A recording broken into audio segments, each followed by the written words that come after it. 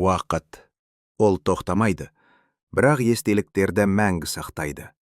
Бұл жер мұғалжардың жүрегі. Бұл қабырғалар сан тағдырдың, сан ерліктің куәсі. Ұлы отан соғысы. Әр қазақ отбасының жүрегінде жазылмас жара қалдырған тарих. Біз өткенге тағзым ету бүгінгі міндет деп білеміз. 1941 жыл, 1945 жыл. Бұл сандар миллиондаған тағдырдың тағдырына айналды. Майдан даласында ерлікпен шайқасқан аталарымыз, тылда бел жазбай еңбек еткен аналарымыз бәрі де жеңіс үшін өмірін арнады. Бүгін біз сол күндердің үнін архивтен іздейміз. Көне хаттар, сарға қайған суреттер. Ұстазымыз сұрайды, олардың ең үлкен ерлігі неде деп ойлайсыңдар? Біз ойланып жауап береміз.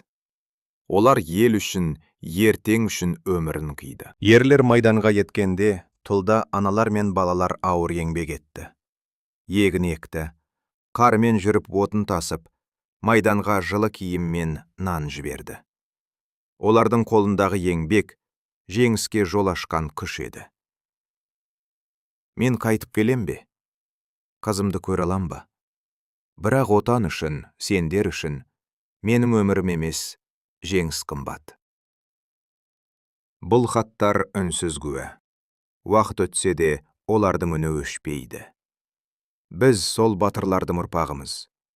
Бүгін олардың рухына тағзым етеміз. Шам жағып, гүл қойып, үнсіздікпен еске аламыз. Өйткені олардың батырлығы біздің ертеңіміз. Есте сақтаймыз, құрметтейміз, тағзым етеміз.